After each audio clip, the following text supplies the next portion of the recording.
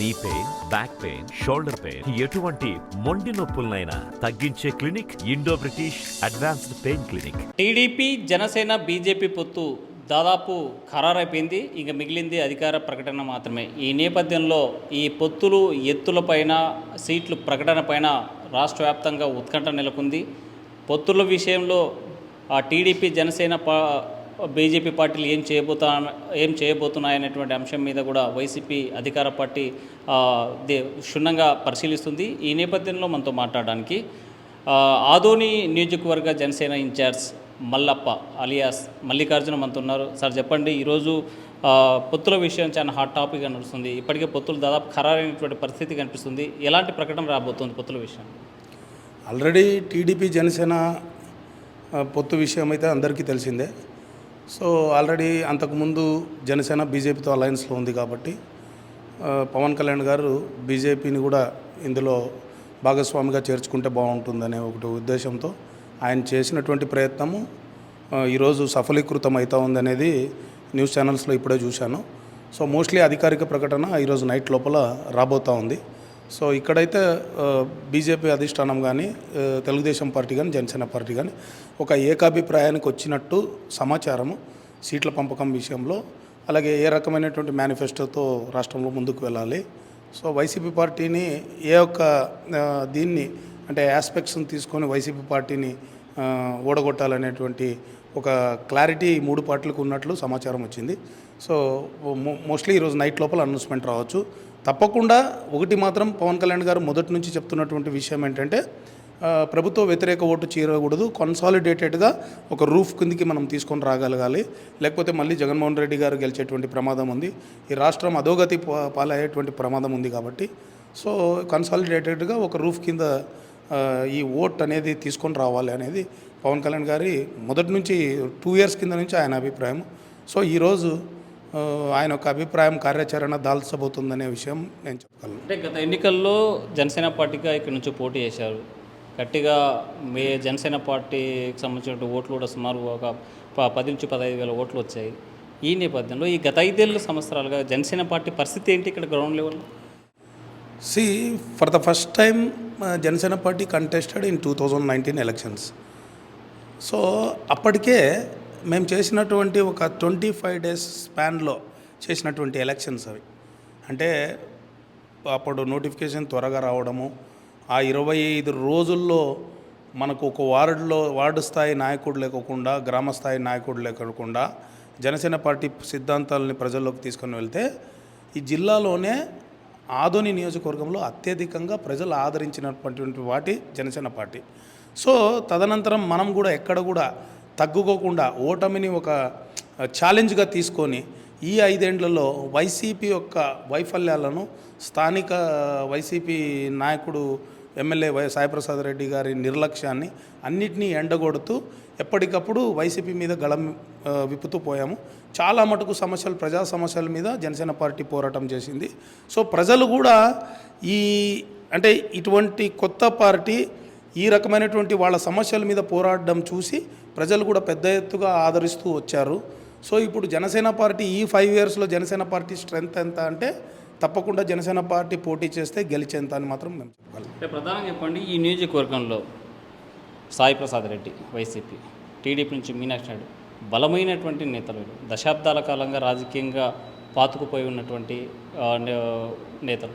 అలాంటి నేతలను ధీటుగా నిలబడి మూడవ పార్టీకి ఇక్కడ స్పేస్ ఉందా? అసలు ఆ రకమైనటువంటి రిసీవింగ్ ప్రజల్లో ఉందా? తప్పకుండా అండి, నేను అదే చెప్తున్నా. ఇక్కడ నాయకత్వం బలమైనది, పార్టీలు బలమైనవని ఎప్పుడు కానీ సమయానికి తగినట్లు మనం నిర్ణయించే కాదు. ఎందుకంటే మనం చూసాం గతంలో కాంగ్రెస్ పార్టీ అనేది ఈ రాష్ట్రంలో చాలా పెద్ద ఎత్తున ఒక 3 సార్లు అధికారం చేపట్టినటువంటి పార్టీ, 3-4 సార్లు. సో అటువంటి పార్టీని ఒక్క తప్పిదంతో ఈరోజు కాంగ్రెస్ పార్టీ అనేది ఆంధ్రప్రదేశ్లో లేకుండా అయిపోయింది. సో ప్రజలు నిర్ణయించాల్సినటువంటి ఫ్యాక్టర్ ఇది. ఏ పార్టీ బలమైనది, ఏ నాయకుడు బలమైనది అనేది ప్రజలు ఎట్లా నిర్ణయిస్తారు, ఏ బేస్ మీద నిర్ణయిస్తారంటే పార్టీలు ఎప్పుడైనా కానీ తమ హామీలు ఇచ్చి వైఫల్యం చెందితే, లేదు ప్రజలకు కల్లిబుల్ల మాటలు చెప్పి, లేకుంటే పెదాలకు తేనె రాసేటువంటి ప్రయత్నం పార్టీలు చేసినప్పుడు, నాయకులు చేసినప్పుడు తప్పకుండా ఆ నాయకులకి, ఆ పార్టీలకి బుద్ధి చెప్పే విధంగానే ప్రజలు ఉంటారు. సో ఫైనల్లీ నేను చెప్పగలిగేది ఏమంటే ఇక్కడ పార్టీ యొక్క సామర్థ్యము ప్రజల మీద డిపెండ్ అయి ఉంటుంది, బలబలం అనేది. సో తప్పకుండా జనసేన పార్టీ అన్ని పార్టీలకు ధీటుగా ఈరోజు బలం పుంజుకునింది ఆదోని నియోజకవర్గంలో అని మాత్రం నేను చెప్పగలను. మరొకటి చెప్పండి, పథకాలు ఇచ్చినటువంటి హామీ అమలైనప్పుడు పబ్లిక్ రిసీవ్ చేసుకుంటారు. అలాంటిది వైసీపీ పార్టీ 98% సంక్షేమ పథకాలు అమలు చేశాం, గడప గడపకి తలుపు తట్టి ఇచ్చాం అంటున్నారు. మరి ఇలాంటి పరిస్థితుల్లో కూటమితో వచ్చేటువంటి పార్టీ ఆ వైసీపీ అధికార పార్టీని ఎదుర్కోలేనటువంటి సామర్థ్యం ఉందంటారా? తప్పకుండా అండి. నేను ఇక్కడ రాష్ట్ర ప్రజలకు పథకాలు ఏ పార్టీలైనా ఇస్తాయి. Once upon a time N T Rama Rao గారు తెలుగుదేశం పార్టీ స్థాపించినప్పుడు పేదలకు కూడు గుడ్డ నీరు ఇటువంటి ఎన్నో పథకాలు తీసుకుని వచ్చినాడు. కానీ 89లో కొన్ని వైఫల్యాల వల్ల తెలుగుదేశం పార్టీ కూడా అప్పట్లో ఓటమి చెవి చూడాల్సి వచ్చింది. తర్వాత మళ్ళీ 94 టు 2004 వచ్చిన తర్వాత చంద్రబాబు నాయుడు గారు కూడా 94 నుంచి 2000 చాలా డెవలప్మెంట్ చేశాడు, పథకాలు చాలా ఇచ్చాడు అప్పట్లో. మళ్ళీ 2004లో మళ్ళీ కాంగ్రెస్ పార్టీ తిరిగి అధికారంలోకి వచ్చింది. సో ఎప్పుడు కానీ ప్రజలు ఒక పార్టీ ఇచ్చేటువంటి సంక్షేమ పథకాలకు స్టిక్ అయి ఉండరు. సో ఆల్ రౌండ్ అంటే రౌండ్ ద క్లాక్ అంటే రౌండ్ ద వెల్ఫేర్ అన్నీ చూస్తూ ఉంటారు. పథకాలతో పాటు డెవలప్మెంట్ చూస్తారు.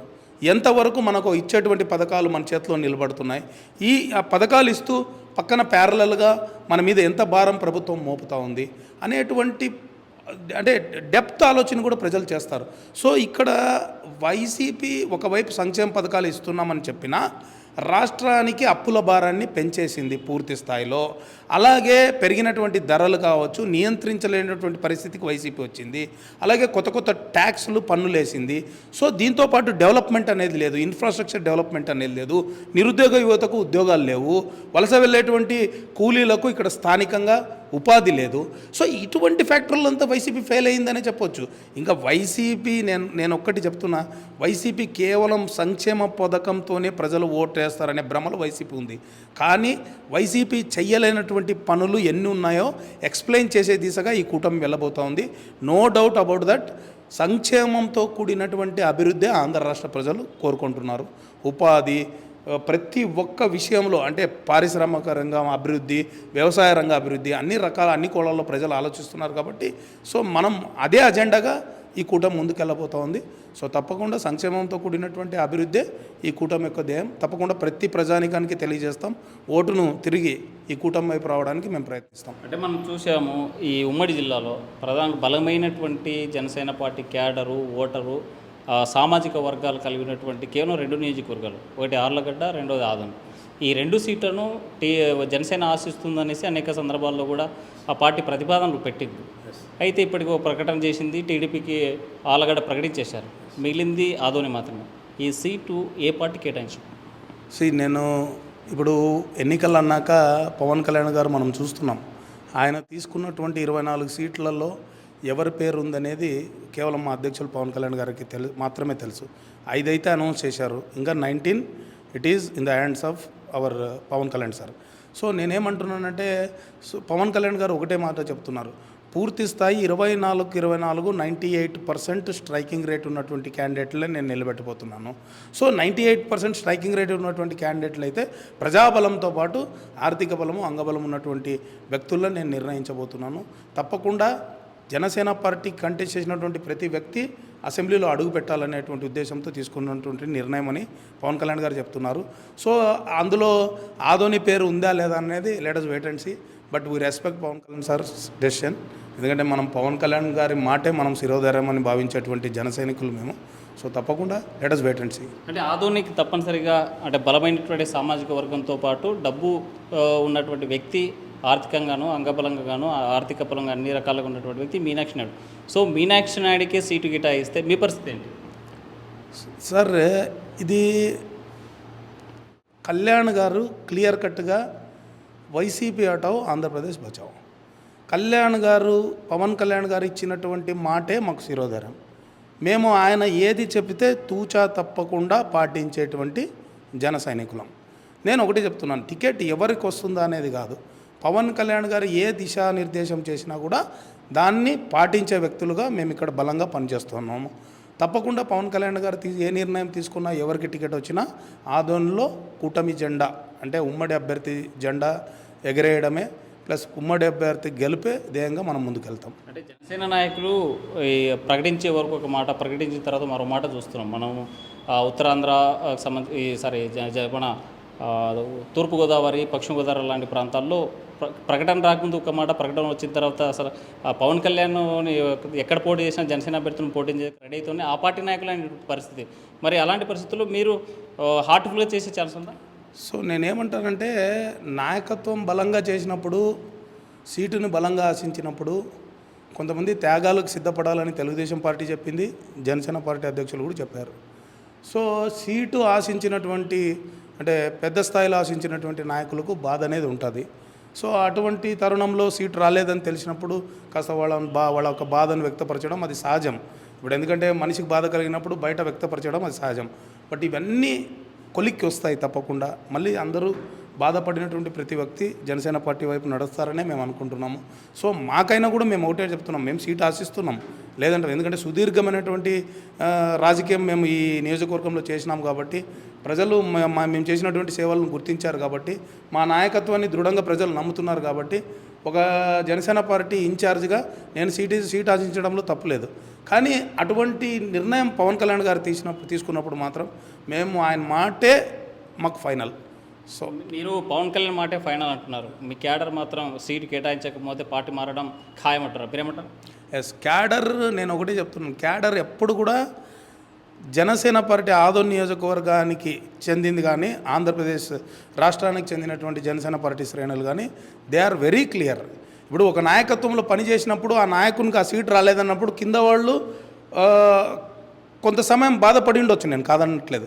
బట్ ఫైనల్లీ నాయకులైనా జనసేన పార్టీకి చెయ్యి ఇవ్వగలరేమో కానీ క్యాడర్ ఎప్పుడు ఇవ్వకూడదు. అంత పటిష్టమైనటువంటి క్యాడర్ ఈరోజు జనసేన పార్టీకి ఉంది.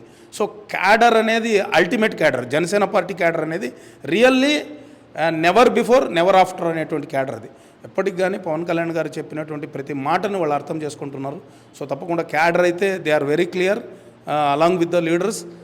జనసేన పార్టీ పవన్ కళ్యాణ్ గారు ఏది చెప్తే దాన్ని ఫాలో కావాలని ఒక నిర్ణయంలో వాళ్ళు ఉన్నారు. ఫైనల్గా ఈ 2024 ఎలక్షన్స్లో ఉమ్మడి కూటమి అభ్యర్థిగా ఎవరు పోటీ చేసినా చేస్తామంటున్నారు, కానీ రిజల్ట్ ఎలా ఉండబోతుంది? బలంగా ఉన్నటువంటి అధికార పార్టీని ఎలా ఎదుర్కోబోతుంది? డ్యామ్ షూర్ నాకు తెలిసి జనసేన టీడీపీ ఉమ్మడి అభ్యర్థి తప్పకుండా ఆదోని నియోజకవర్గంలో విజయం సాధించబోతున్నారు 2024లో. వై? బికాజ్ ఇప్పుడు అర్బన్ ఓటింగ్ అనేది 1,70,000 ఓటర్స్ ఉన్నారు ఇక్కడ, అంటే టౌన్ ఓటింగ్. విలేజ్ ఓటింగ్ 87,000 ఉంది. Overall 2,57,000 voters. ఇక్కడ ఏముంటుందంటే సంక్షేమ పథకాల ద్వారా అందేటువంటి బెనిఫిషియర్స్ని ఈ కూటమి వెళ్ళి ఈ ప్రచారంలో భాగంగా వాళ్ళకి కనువిప్పు కలిగించబోతా ఉంది ఈ యొక్క కూటమి క్యాంపెయినింగ్ ఎవరైతే చేస్తారో ప్రతి నాయకులు కానీ. మీరు తీసుకున్నటువంటి సంక్షేమ పథకాలు ఏంటి? అలాగే ఆదోని నియోజకవర్గంలో ఇంత పెద్ద town, the second biggest municipality once upon a time, కానీ ఈరోజు ఆదోని నియోజకవర్గంలో ఉన్నటువంటి మౌలిక సదుపాయాలు, మినిమం రోడ్స్ కావచ్చు, డ్రింకింగ్ వాటర్ కావచ్చు, ఇరిగేషన్ వాటర్ కావచ్చు, అలాగే ఇక్కడ ఉన్నటువంటి ఉపాధి విషయంలో కావచ్చు, అలాగే ఇక్కడ ఉన్నటువంటి ఎడ్యుకేషనల్ ఇన్స్టిట్యూషన్స్ విషయంలో కావచ్చు, ఎన్నిటినీ ఈరోజు పూర్తి చేయగలిగినారు, ఎన్నిటిని ప్రారంభించినారు. అలాగే తెచ్చినటువంటి ఎడ్యుకేషనల్ ఇన్స్టిట్యూషన్స్ ఎంత వేగవంతంగా పనులు నిర్వహిస్తున్నారు. ఇట్లా ప్రతి క్లారిటీ ప్రజలకు ఇవ్వబోతున్నాం మేము. And along with that failures of అంటే స్థానిక ఎమ్మెల్యే గారి వాగ్దానాలు, సో ఆయన వైఫల్యాలు ఏమున్నాయనేది క్లియర్ కట్గా చెప్పబోతున్నాం. సో ఓవరాల్గా మేము చెప్పేది ఏంటంటే, Janasena it is not going to be Janasena TDP BJP voice. Definitely 2024 elections in Adoni is going to be Adoni people's voice. Right. మళ్ళా ఒకటే చెప్తున్నారు, రాబోయేటువంటి ఎన్నికల్లో ఇక్కడ ఉన్నటువంటి స్థానిక ఎమ్మెల్యే సాయి ప్రసాద్ రెడ్డి వైఫల్యాలను ఎండగడతాం, వచ్చేటువంటి ఎన్నికల్లో కూటమి జెండాను ఎగరేస్తాం, ఇక్కడ కూటమి పక్షాన ఏ అభ్యర్థిని ప్రకటించినా వాళ్ళని గెలిపించేందుకు సిద్ధంగా ఉన్నామంటున్నారు మల్లప్ప. వీడియో జర్నలిస్ట్ చంద్రశేఖర్తో హుస్సేన్ RTV కర్నూలు. మరిన్ని వీడియోస్ కోసం ఛానల్ ని సబ్స్క్రైబ్ చేయండి, లేటెస్ట్ అప్డేట్స్ కోసం వాట్సాప్ ఛానల్ ని ఫాలో చేయండి, అండ్ లింక్ డిస్క్రిప్షన్ లో ఉంది.